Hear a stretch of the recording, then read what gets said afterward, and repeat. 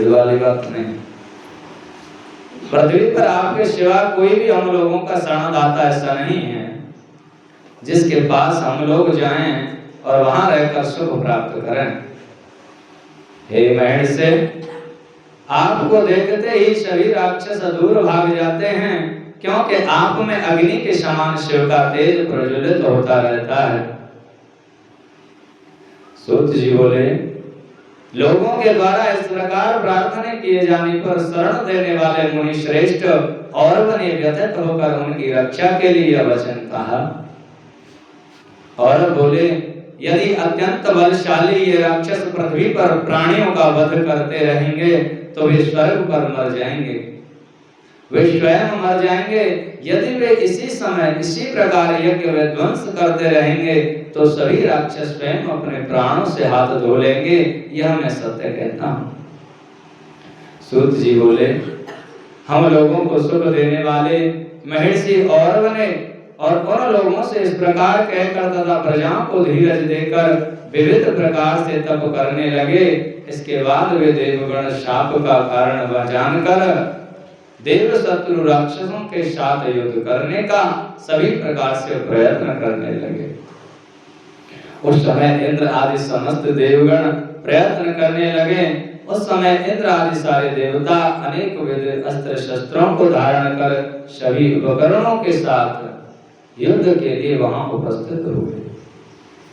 उन्हें देखकर उस वन में जहां जो भी राक्षस निवास कर रहे थे वे सभी आपस में मिलकर विचार करने लगे। राक्षस बोले, अब हम लोग क्या करें, कहां जाएं? संकट उपस्थित हो गया। यदि हम लोग युद्ध करें तो भी मारे जाएंगे और यदि युद्ध न करें तो भी मारे जाएंगे। यदि ऐसे ही पड़े रहे तो हम लोग क्या भोजन करेंगे? यह तो बड़ा दुख का अवसर उपस्थित हुआ। कौन इस दुख को दूर करेगा?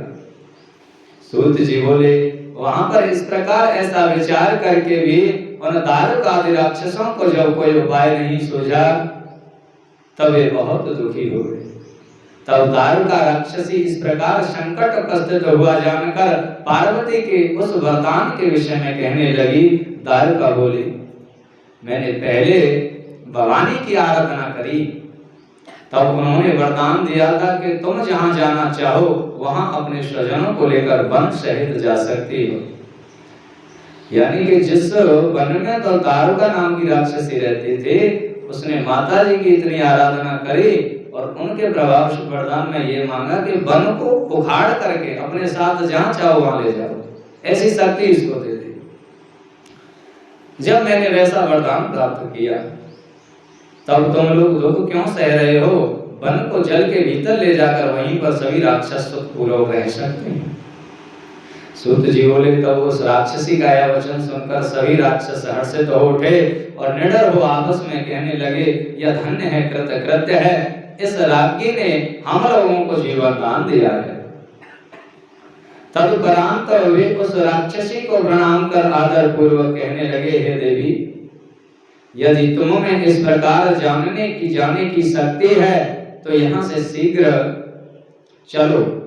अब क्या विचार करती हो? हम लोग जल में जाकर सुखपूर्वक निवास करेंगे। इसी बीच सभी लोग देवताओं को साथ लेकर उन राक्षसों से युद्ध करने के लिए आए जिन्होंने उन्हें पहले बहुत दुख दिया था। देवगणों से पीड़ित उन राक्षसों के साथ पार्वती के बल का अस्त्र लेकर तुम्हारी जय हो, तुम्हारी जय हो, इस प्रकार देवी की स्तुति कर जल स्थल से युक्त हो अपना सारा नगर उठाकर पंख युक्त हिमालय पर्वत के समान उड़ती हुई वह शिवभक्त राक्षसी समुद्र के मध्य में चली गई और अपने संपूर्ण परिवार को साथ ले निर्भय होकर प्रसन्नता के साथ वहां रहने लगी। इस प्रकार वे विलासी राक्षस समुद्र के मध्य में स्थित होकर सुखी हो गए और निर्भय होकर नगर में विहार करने लगे।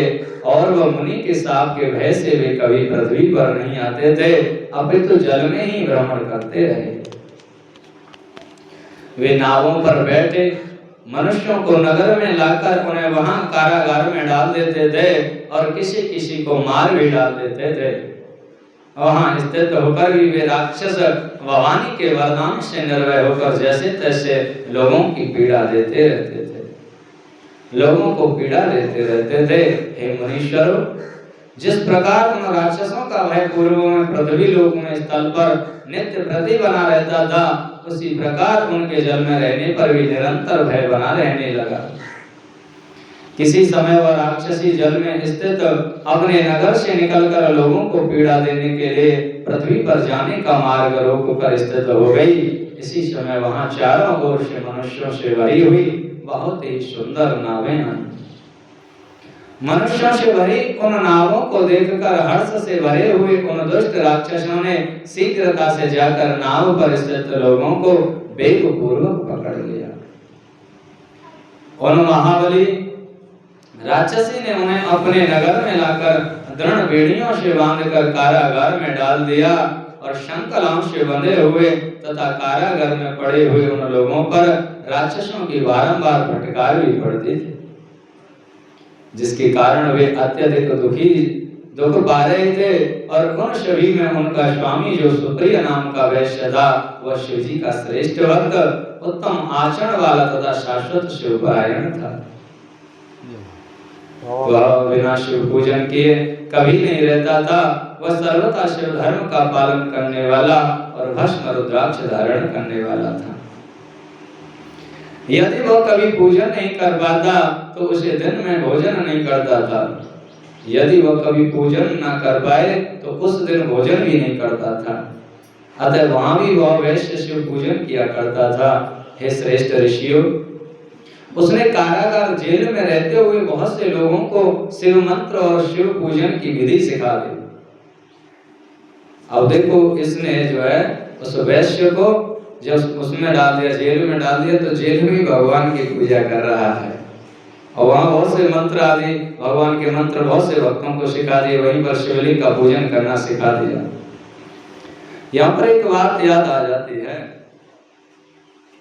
सिद्धांत की, कि जैसे हमारा कोई इस तरह से दोष आदि होता है कि जब हम भगवान की प्रतिमा लिए घर में रखें और पूजन नहीं हो पा रहा है, तो यहाँ पर इस भक्त की कथा से हमको ये सीख मिलती है कि आप जिस अवस्था में हो उसी अवस्था में भगवान की भक्ति कर सकते हो। जैसे आप दिन रोज कर रहे हो वैसे ही कर सकते हो, लेकिन उसमें कुछ नियम थोड़ा मानसिक हो जाता है। जैसे आप भगवान शिवलिंग रखा है या किसी देवी देवता प्रतिमा दी है, तो उस दिन जिस दिन हमारे घर में पूजा नहीं हो सकती, तो हम उस दिन बैठ करके वहीं पर बिना कुछ सामग्री लिए और ऐसा ध्यान करें कि हम भगवान को जल चढ़ा रहे हैं, दूध चढ़ा रहे हैं, घी चढ़ा रहे हैं, घृत शहद चढ़ा रहे हैं, वस्त्र आदि मानसिक पूजोपचार, यानी कि मन के द्वारा भगवान को स्नान आदि हम करा रहे हैं, भोग आदि लगा रहे हैं।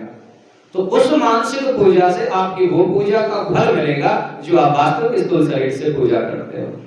यह रहस्य की बात है, समझने की बात है। किसी कारणवश हमारा मन है हम गंगा मैया जाना चाह रहे हैं और गंगा मैया ना पहुंच पा रहे, हम चाहते हैं कि गंगा जी जाएं, कोई अस्वस्थता हो गई, शरीर में कोई दुख हो गया, लेकिन हमने अपने अंदर से ऐसा संकल्प किया, ऐसा विचार किया और गंगा मैया का ध्यान करने लगे कि जल की धारा बह रही है और हम उसमें डुबकी लगा रहे हैं। तो आप यह बात सत्य मान लो, 100% सत्य मान लो कि आप उस अवस्था में आकर के, जिस अवस्था में आप फंसे हो, उस अवस्था में भगवान के दरबार में गंगा मैया नहीं जा पा रहे, तो आप वहां से भगवान की पूजा मानसिक जो कर रहे हो या स्नान कर रहे हो, उसका फल जरूर मिलता है, इसमें कोई संशय नहीं है। ये कथा का महत्व भी इतना ही है कि जो 12 ज्योतिर्लिंग है, कोई मनुष्य एक एक ज्योतिर्लिंग का ही दर्शन कर पाता है पूरे जीवन में। कोई कोई होता है जो 12 का कर लेता है। तो हम 12 ज्योतिर्लिंग की कथा चल रही है, तो हम इसका जो श्रवण कर रहे हैं, अगर ये मान लिया भगवान के पास है, तो आपको दर्शन का फल यहीं से मिल जाएगा। ये संशय की बात नहीं, ये श्रद्धा की बात है, आपके हृदय के भाव की बात है। तो श्रेष्ठ ऋषियों, उसने कारागार जेल में रहते हुए बहुत से लोगों को भगवान का मंत्र दे दिया और पार्थ्य पूजन की विधि सिखा दी। तब कारागार में रहने वाले अन्य लोग भी अपनी कामना को पूर्ण करने वाले शिव की पूजा विधि पूर्वक करने लगे, जैसा कि उन लोगों ने देखा और सुना था। कुछ लोग उत्तम आसन लगाकर शिव जी का ध्यान करने लगे और कुछ लोग प्रसन्नता से शिव की मानसिक पूजा में निरत हो गए, यानी मन के द्वारा। मान लीजिए जेल में उसको कैद कर दिया, अब जेल ही होगी तो कहां से लाए सामग्री, कहां से लाए सामान पूजा का। तो भगवान की सत्ता तभी तो कहा है कि भगवान को ये प्राणी समझ नहीं सकता। काम क्रोध में डूबा रहने वाला प्राणी, धन मद अहंकार में जीने वाला प्राणी भगवान को कैसे समझ सकता है? यदि भगवान समझने की वस्तु होती तो तभी तो समझ सकता था। भगवान को तो प्रेम प्रिय होता है, मुझे हृदय दे दे, तो हृदय में बैठा होता है, वहीं से सब लीला दिखाता रहता है।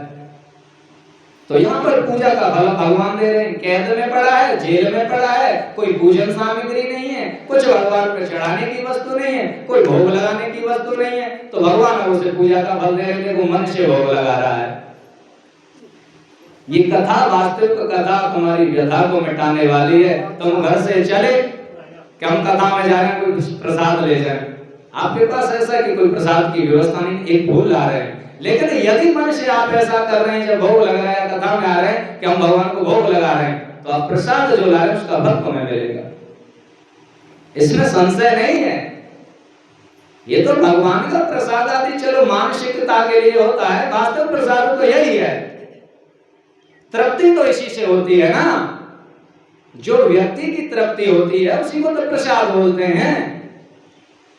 पर माने परेशानी, सार माने अवसाद, जो चित्त में दुख है, हृदय में दुख है, उसको हटा देने वाले को ही प्रसाद बोलते हैं।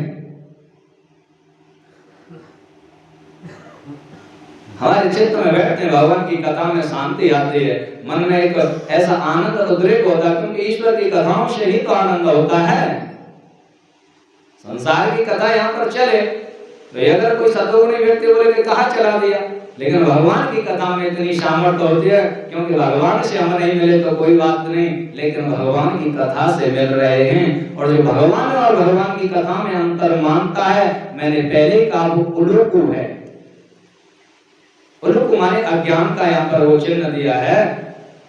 तो यहाँ पर वो कोई अंतर नहीं, जो भगवान की कथा से प्रीति है वो वास्तविक भगवान से ही प्रीति है। तो कहा जाए कि कुछ लोग मनुष्य पूजा करने लगे, भगवान की मनुष्य पूजा करने लगे। और हे मुनीश्वरों, उस समय सबका उनका स्वामी प्रत्यक्ष ही पाठ विधि से नित्य शिव पूजन किया करता था। जो अन्य लोग शिव पूजन का विधान तथा श्रेष्ठ स्मरण शास्त्रोक्त ध्यान नहीं जानते थे, वे नमः शिवाय मंत्र से शिव का ध्यान करते रहने लगे। सुप्रिय नामक जो शिव भक्त श्रेष्ठ वैश्य था, वह मन में शिव जी का ध्यान करता हुआ वहां शिव पूजा किया करता था। तो यहाँ पर देखिए कि नमः शिवाय मंत्र से जो पूजा की पद्धति नहीं आ रही, किसी पर पूजा नहीं आ रही, तो वो कहें कि वो नमः शिवाय से ध्यान करने लगे। कहें कि हमारा भगवान का हम नाम आदि ले रहे हैं, उसके साथ साथ ध्यान होना चाहिए। बोलो नमः शिवाय।